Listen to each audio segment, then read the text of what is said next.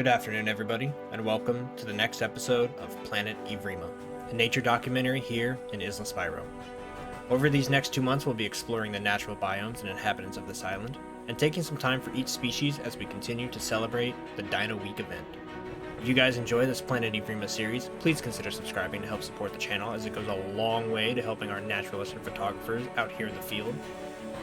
Today we continue Dino Week with Tenontosaurus Week, and explore the life of two brothers and their life on Isla Spiro. Enjoy.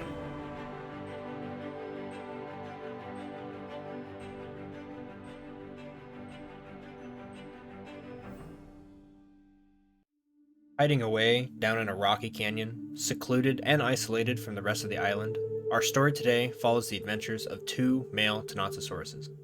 Now, male Tenontosauruses usually play the role of the alpha male in herds, helping lead and protect a large number of females and juvenile Tenontos. It seems, however, on rare occasions, that males who are unable to form herds will sometimes be outcast to wander the forests alone. It seems these two males here have lived a long life together, and are actually brothers from their original herd, before their father likely drove them off. These two have formed a close bond due to their history, and together have survived the perils of the island. As night begins to fall, one of our Tenontos decides to go for a quick drink at the nearby river before calling it a night in the safety of the canyon pass. With a short bark to his brother to let him know of his intentions, he sets off. Now, these Tenontosauruses are a genus of ornithopod dinosaurs from the late Cretaceous era, and their name means sinew lizard. They get their sinew name due to the extensive system of stiffened tendons along its back and tail, giving a creature a powerful spine to support its impressive tail. It seems our thirsty brother has found his river, and quenches his thirst. These large creatures require a lot of sustenance to keep their energy up.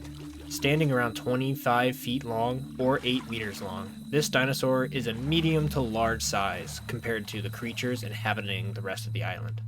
A formidable size to help it survive for sure. They can weigh anywhere between 1 to 2 tons, and can use that weight offensively with a powerful swing of its tail. Smaller predators are sure to be aware of every Tenontosaurus tail that they see. Speaking of smaller predators, back at the other brother who decided to stay in the canyon, it seems he has an uninvited visitor. A Utah raptor prowls from the ferns above. Utah raptors are pack animals, so this raptor must either be scouting for his pack, or he is a lone, hungry male. And from the way it's looking at the Tenontosaurus, it is likely to be the latter.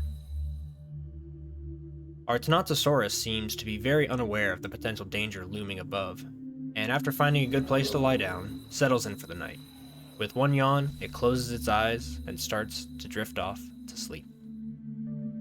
This moment, it seems, was exactly what the Utah was waiting for. Quietly, it makes its way down into the canyon. With a roar and a pounce, the Utah leaps at the sleeping Tenontosaurus, using its massive claws to tear into flesh and blood. The Tenontosaurus's tail may be its greatest weapon, but they are still equipped with a very sharp and lethal claw. Managing a mighty blow to the raptor's face, it shrieks and scampers off, leaving a blood trail off into the forest. Injured and frightened, our Tenno roars out for his brother. Mid-drink, the Tenonto hears his brother cries off in the distance and races back to him. Battered and bleeding, the injured Tenontosaurus cries out in pain. Luckily, however, he shook off the Utah before any major permanent damage was dealt to him. Our brothers know, however, that their canyon home is no longer safe. The Utah could be coming back with its pack, or worse. The blood trail left by the Utah is leading directly back to our brothers, which could help aid bring bigger and meaner predators to their location. Reluctantly, our brother set out to find another safe location for the night. On the way, the brothers stop by the riverside, where one of them was just drinking. The injured brother approaches the riverside, not for water, but for mud. It may seem dirty, but this mud will help clog the blood and help hide their scent from the potential pursuing predators. Let's hope it's enough.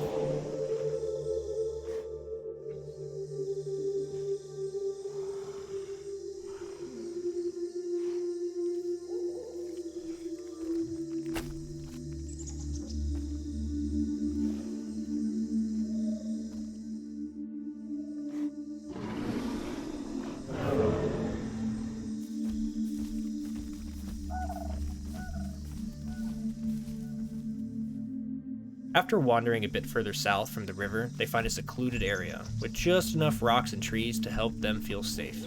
They both know they could still be in a lot of trouble here, but night is only getting darker, so they decide to turn in for the night.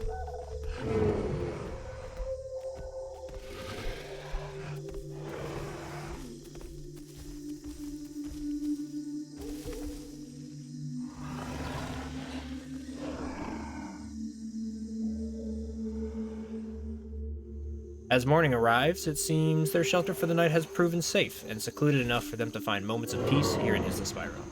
Determined to survive, they turn their attention to finding food. Our one injured brother, however, is still bleeding a bit and needs to continue resting and licking off his wounds. Reluctant to leave his brother alone again, and while wounded, the unwounded Tenonto hesitantly leaves his brother to find food. Instinct drives both of these animals to be fairly rational, and while leaving his brother alone is a risk, starvation for both of them is a worse outcome for them all.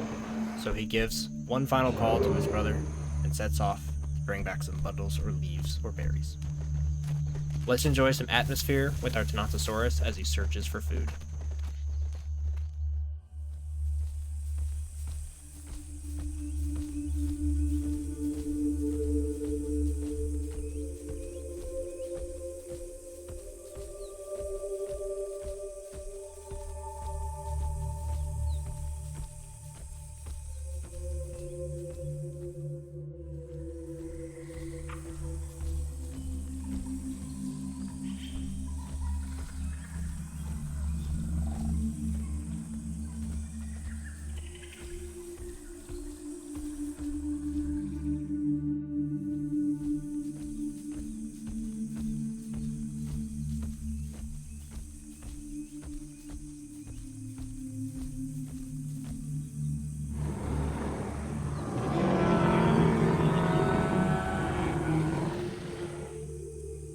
After searching around for a few moments, he finds the flower he was looking for.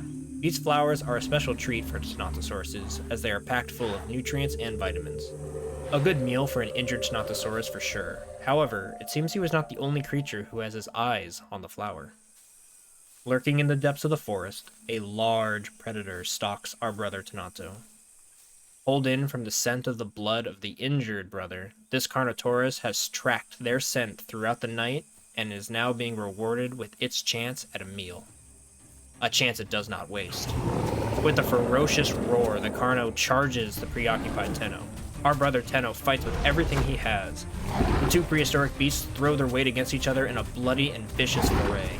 The Tenonto goes for a powerful tail slam, but he misses, and the Carno makes full use of the mistake. With one well-timed bite to the neck, the Carno claims its prize. The island is a brutal one, and one that is not fair for many of its inhabitants. While our Tenonto's life was cut short, its death will help fill the bellies of hungry meat eaters all across the island, for that is the nature of life out here in Isla Spiro. The Carno looks up from its kill, only long enough to make sure that it is alone, and then wastes no time digging into the fresh meal that it has achieved. After a few bites, it feels satisfied and lets out a bellowing roar. A roar that signals to all other dinosaurs his accomplishment, superiority, and challenge. This roar our injured Tenontosaurus hears, which jolts him up from his rest. Unsure about the situation, the Tenno hesitates a few seconds before deciding that finding his brother is worth the risk of further injury. Determined to make sure his brother, who has taken such good care for him and had returned to him to try to protect him from the Utah, was okay and safe. Trying to ignore his injuries, our hurt Tenonto heads off towards the roar. The scene he sees when he arrives, however, is not what he wanted to see. Filled with primal anger and frustration at the death of his brother, the Tenonto roars and charges the Carno, ignoring all the pain caused by his persisting injury. The ensuing battle is even more ferocious than the previous one. However, this time, the Carno is already tired and its belly is freshly full, and the Tenontosaurus is a much more aggressive one. After scrapes and tears are thrown left and right, the Tenno goes for the tail slam, just as his brother did, although this time, it doesn't miss. The Carno roars in pain as it is stunned in place. The Tenno lunges around, makes full use of the situation, and tears at the throat of the Carno. In a flash of blood and violence, the Carno falls, defeated. Now, the island is full of moments like these. Life, death. Our surviving Tenno knows this, but still, he solemnly looks at the corpse of his brother. Knowing that staying around the bodies is unsafe, however, our remaining brother gives one final, friendly call to his late brother, as if to say thank you, and goodbye.